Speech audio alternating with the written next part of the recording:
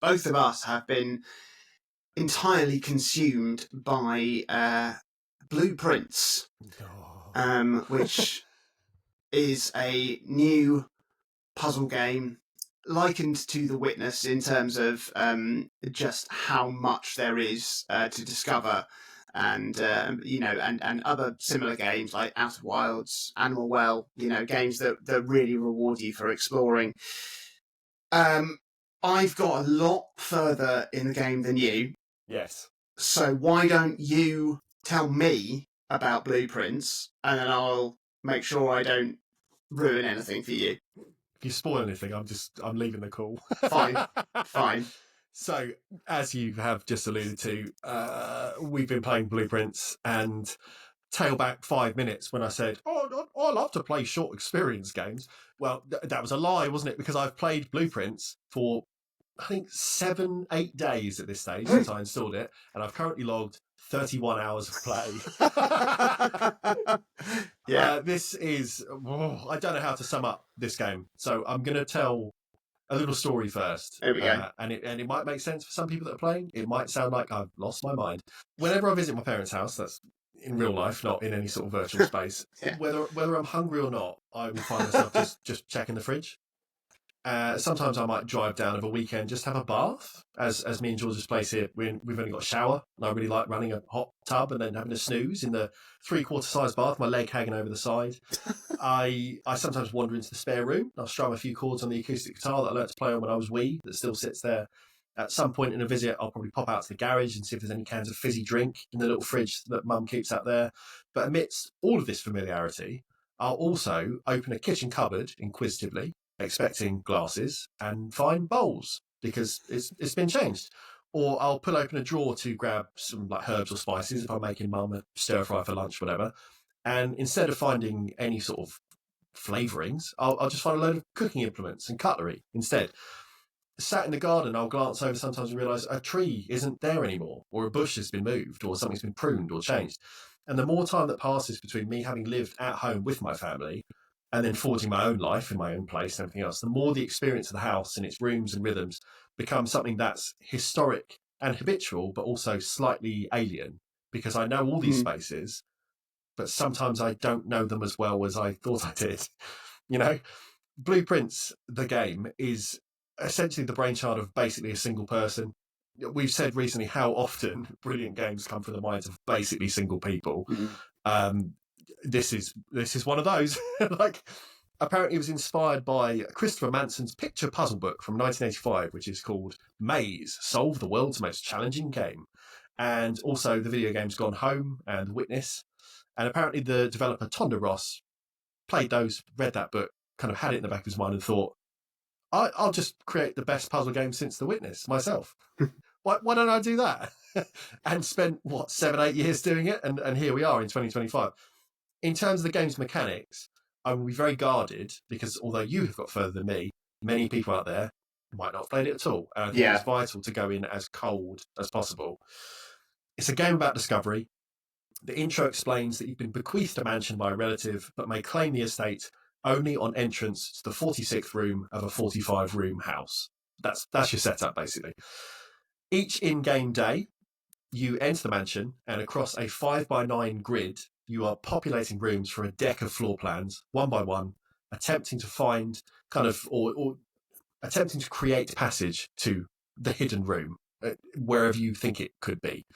Along the way, you are managing a range of currencies. You've got coins, you've got gems, you've got steps. There's others as well, whilst hoping that your tactical nous and luck kind of meld together to offer you a favourable drafting draw each time you go to unlock a new space. If you run out of steps, a currency that expended each time you enter a new room, it's run over, and the house will regenerate for the next day, so you can have another go. If your floor plan kind of ends up bookended by nothing but dead ends or locked doors, you can call it a day. You can begin a fresh kind of rogue style and have another play. If this was all Blueprints was, just a roguelike puzzle game where you're trying to build out a seemingly endless grid of rooms, I would give it 10 out of 10. I think that the mechanics alone are so tight and well considered. Every single currency helps and supports the others in a way that when you fuck up and you think, that's run over, I guarantee if you look back at your map, you're like, that's on me. That's on me. If I'd gone left instead of right there, if I placed that instead of that there, I could have got that a little bit further. It's so tightly wound that it always feels like you are in control, even at times when maybe you're not. But it does feel like that, at least. I just think it's balanced so perfectly. But it's so much more than a simple roguelike puzzle game. 30 hours in, you sort of mentioned this, that I was losing my mind. I filled close to, I think, 50 pages of an A5 notebook with clues and hints and drawings and notes and lists and theories and expectations and logs about the wider game. Like, I am writing everything down, everything I see. I'm drawing pictures. I'm drafting Georgia in to do her own little sketches sometimes as well. I think she's got a couple of minutes whilst I'm puzzling something out of my head. There are just so many nuggets in every room and space to just catch your eye or kind of whet your appetite and think, is that worth putting down? Is that going to be significant in some way? There's just, a bit of text, a bit of signage, visual nudges, like there's secrets everywhere in almost every single area of the game. And I know whenever I hit the end of Blueprints, I will not have hit the end. It's a game like that. It's not just, there's a nice bit of post game now. It's like, the game will not finish when the game finishes. It is wider and bigger and deeper. I think the metaphor here, it goes in all directions. It will just keep expanding. It's an ugly portmanteau, but this is a Metroidvania through and through, completely. Yeah. I don't like it as a phrase, but it's the best thing to describe this specific style of puzzle game, I think, because your internal goal for each run is constantly changing as you start to build like an evolving mental checklist and flowchart that says, right, if I find this, then I'm going to cross my fingers that I get that. Or if I see that, then I'm going to head towards this. And on one run, you might find, say, a numerical string written on something or just printed on the edge of a bit of paper. On another, you'll come across an input device that accepts the same number of characters. And then you're suddenly ripping through your notebook again to think, is that going to fit here? Might be good, might not. But it's all about what's going on in your brain in between to kind of connect various dots in no numbered order. On one, you might kind of see some sort of aberration that you can't quite pass or understand. On another, you're going to pick up a tool or an item or something which recontextualizes what that anomaly could have been. It's just really good. It's really, really good. I told that silly story about my parents' house at the beginning of all this, though, because I think it captures, in part, why a gameplay loop that's very mechanical, like Blueprints, is also such a warm human game, because the spaces that you're drafting are all connected to the protagonist and to his family, both living and deceased, to their whole like evolving and kind of historical bloodline. It's connected to the local community. It's connected to kind of stuff that is happening both on and off camera, as it were. And that's what makes it also intriguing and captivating, because on the face of it all, it's a puzzle to be solved. How do I get from A to B? How do I find this thing that's going to help me get to that bit? How do I get this? How do I increase this? There's all these like small puzzles to solve. But also each run is about building a relationship with spaces as seemingly innocuous as a bedroom or a bathroom or a hallway. And then being surprised when, with this kind of developing inner matrix vision that you're building up, suddenly you see something and realise, no, I always thought that, but now I see that it is something else. And that might happen after a couple runs, it might happen after 5 runs, it might happen after 30 runs, that suddenly something happens that you're like, fucking hell. I've walked past that 30 times and the answer's been there all along. There's been something there that I should have just twigged so early and I've just flown past it. On the case of also only just twigging things, I think it was about 10 hours in before I realised that Blueprints was a homophone for Blue Prince. I know, right? Blue Prince of House. And I felt like a real dickhead. It's so good. I didn't twig on that. You don't say it out loud, you read it, don't you? Yeah, that's it. I mean, it's also beautifully paced too. Every single time I've had a few duff runs in a row, at almost the very second I started to feel kind of despondent enough to say, I think that's a break. I'll draw a new room or find a new clue, and then I'll suddenly be kind of energized to go again. I'll get something being like, it's only half an hour till I'm supposed to go to bed. I can probably fit in one more, at least part of one. But it's so addictive. And suddenly the next run is not about repetition, but of new opportunity. Am I going to get the thing that I now thought about that could do the thing that could take me to the place and blah, blah, blah, blah. What's been really interesting for me as well has been how this game has started to make me better appreciate the very roguelike genre it draws from. Because this has never been my genre. It's your genre, I would say, certainly of the two of us. And as much as I've dabbled with games like The Binding of Isaac, and I enjoy them for what they are, they've never hooked me in the way that they have you.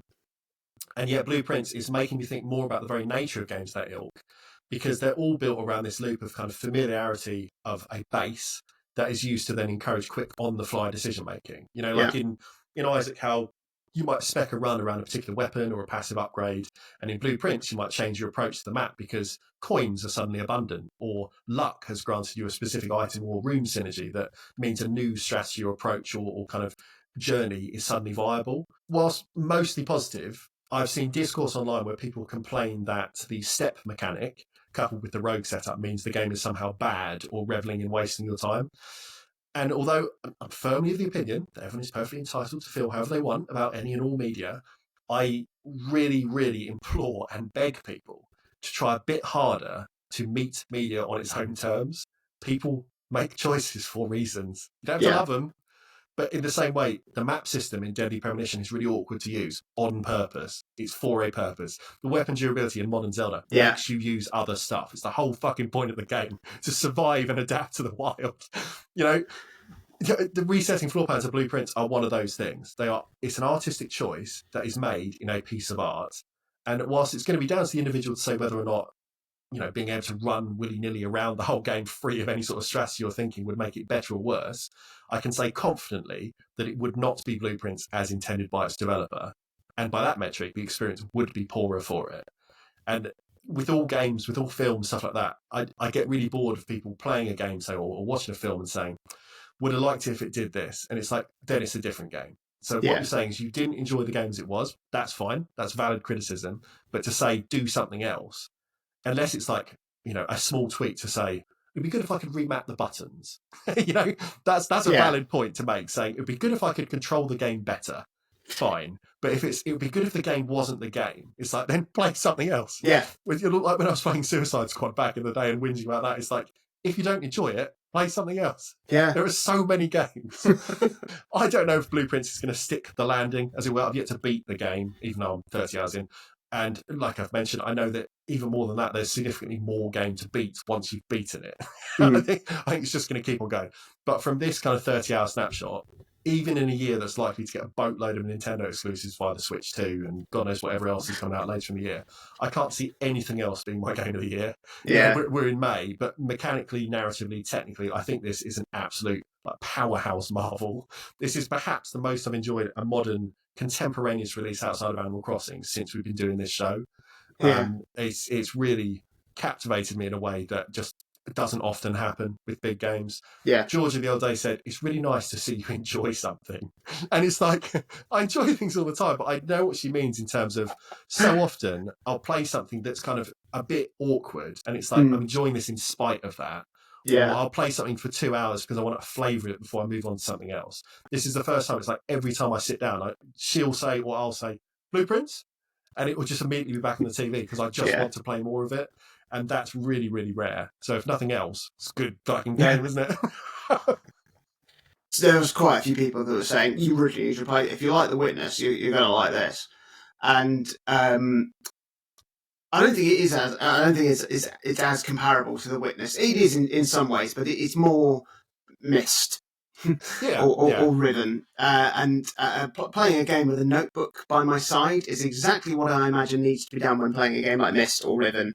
And I love it because it makes me really want to play the 2 full 3D remakes of those games, because even though I dabbled with both games on the Saturn, I probably used a guide to walk through literally any progress that I made. I think my brain could handle the puzzles now, maybe. And something it's not a spoiler, but in the credits of the game, of Blueprints, it does say special thanks to Cyan. And I love that as a show of love and respect to its influences. It is really, really nice. Before I come on to wax horrifically lyrical about this game, there's a couple of minor quibbles I've got. And the first being that I've had a couple of instances of the game crashing on me. And once PlayStation build. Yeah. I mean, it is worth saying that you're playing this on Steam and I'm playing this on PS5, because I think that will come into play with my second quibble. But yeah, the game happened to crash at the most heartbreakingly horrible places because it was incredibly deep into a extremely crucial run where I'd unlocked a whole bunch of things that I literally took me probably a dozen hours to make that progress back. In runs in between those bits, I made progress in other things. But I realised as well that if that game hadn't crashed, that's when I would have rolled credits. And brutal, isn't it? It is. It's absolutely brutal. And honestly, it wasn't even a full day, but I was convinced for several hours that I was never going to play this game again. I was just going to look up the ending of the game on YouTube and go, "Wow, fuck you." You know, for at least 15 minutes. For at least 15 minutes, you know, and I mean. These freezes, they've always come when I've tried to click through options or something too quickly, and it's like I catch the game out and get caught between menu spaces. Enemies, I'm always just a bit cautious about just clicking through things too quickly. But yeah, it's in a game like this where you cannot replicate every single detail of a run, which is the point of a roguelike and the brilliance of it. When a game crashes on you and you lose that's horrible. Yeah, I can imagine. You know? I can imagine. The other quibble I've got is a bit more of a major one because I found that a lot of the puzzles to be deeply inaccessible for someone who is colourblind. A colourblind man. There's no compensation for like these colour-based puzzles by having like patterns on the colours. There's not even any different visual filter options. It is just what it is. And I physically cannot see what I'm meant to be doing on quite a few puzzles. Like the maths puzzles, where the colours denoting to add or to multiply numbers, they look identical to me. You know, in an instance of that, I know that if I've got the sum wrong, it's because of that, and I can then work it out.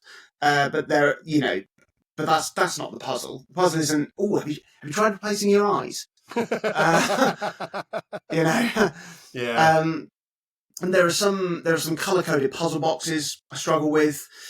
There's one puzzle early on, which is quite a big one, the VAC puzzle, where you have to get a series of lights to turn a certain pattern of colours, and I could not tell the difference between the blue and purple colours, and it was impossible for me to do. I had to use a guide, which was annoying because I know I could solve the puzzle if those considerations had been made, but I basically had to solve it by just going, just following the order of the buttons I had to press, and then I did it. And I never like to be too harsh on certainly indie games, small teams, limited time, budget, playtesting, etc., etc. I'm aware of these things. I really am. So hopefully it will come in a patch for the game so that others like me can have a fuller experience who come to the game. I can add that on the Steam release there is a setting where it looks as if you can toggle on some sort of visual accessibility options for colourblindness, and it just goes coming soon. Which is not ideal, but I suppose it shows they are considering it. Yeah, so I would certainly. Is that menu? Is that concern? Is that menu option written in red text on green background? Might as well be. Might as well be. But I think that sort of thing in a puzzle game that is about colour is about as important as a first-person game letting you invert your sticks, if that's how you're used to playing, because it's just an industry, or should be a standard at this stage. It should just be something that is a set consideration, almost like as a flowchart when you're kind of creating or launching a game in these kind of genres, to say, we need people to be able to see the puzzles. That is important. And you can forgive it 20 years ago. Well, you can't really forgive it, but you can at least say games are not as widespread and mainstream as they are now. Yeah, there weren't that many colours in games, apart from Pitfall, The May and Adventure. Obviously, this stunning 256 colour art. But yeah, it's a thing that hopefully soon will appear and kind of roll into these releases as well. But I mean, the point I'm at in the game, like I said, is a lot further than you. I don't know, maybe 10 hours ahead of sort of where you've got to, and there is a sort of a snowballing that happens when you sort of make a couple of breakthroughs, and then you really make some breakthroughs. Yeah. But I found like my end game goal that I'm working towards currently. And I think there is an even bigger overarching puzzle that is just super, super cryptic that I think will probably need decoding once I've basically found everything else and put all the pieces of everything together. I've no idea if I'll get to that point, much in the same way that with Animal Well, I knew I wasn't going to resolve those last few big, enormous puzzles because it was just the idea of it didn't bring me any joy, so I wasn't gonna, did not spark joy. No, so I wasn't gonna do that. I've really been enjoying getting the in-game and out-of-game trophies in Blueprints, and so that desire to properly completely complete this game may win out, and I'll try and do everything in the game.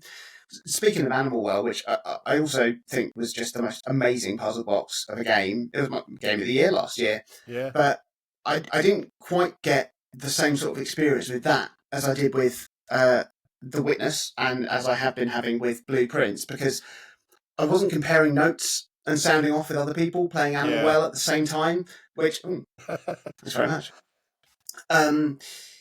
It's a huge part of the enjoyment of these games. It's sat in the pub in 2006 chatting about lost theories, with a cigarette probably. It's not in Wales. I think that came in doesn't matter. Came in earlier, but it's been wonderful to exchange delightfully vague messages with you. Very vague. So as not to give spoilers, although I do have to sort of resist the urge just to wind you up and be like, "Have you found the fire engine yet?" Yeah, and just leave that there, and just leave that, just hang that one out. And it's just like, what does the cat mean? There is a cat. There's certainly a picture of a cat, and I don't know what that means yet. But also, everything means something. Everything means something. But also with a friend of the show, Andy Smith, he's possibly the smartest person I know. He's got an incredible puzzle-solving brain, and it's been really, really great sort of like getting his thoughts on certain things, which comes at such a wildly different perspective to what I do.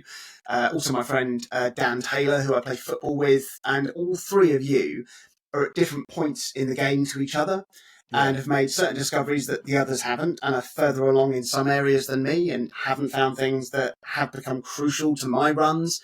And being able to chat with you all whilst I've been playing this has been such an incredible joy that then keeps the game going for me when I'm not playing it, even more than it already does, because Blueprints lives in your brain like The Witness does. You'll be seeing signs and shapes in the real world and trying to decode them, or accidentally tailing a car because it has a big number 46 bumper sticker,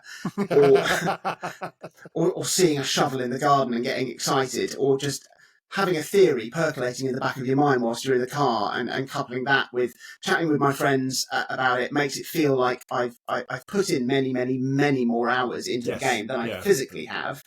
And that's just an incredibly special thing. I've got Doom: The Dark Age sat here, and it's a game, probably the biggest budget, biggest AAA game that I've been excited about, outside of obviously Nintendo stuff. For this year, and still wrapped, still sealed. I've opened it. I've installed it mostly because I knew that it was going to be. It's apparently there's 85 meg on the disc. That's for me to whinge about another day, isn't it? I know. But it hasn't got a look in, because all I want to do is play Blueprints. Blueprints. That's my brain. That's the sound my brain makes. Honestly, sometimes I know I have a job to do at work, and I think I should probably get this done before I go home. And then I go, but if I leave now, that's 15 minutes more Blueprints I could be playing. Yeah, that's not healthy.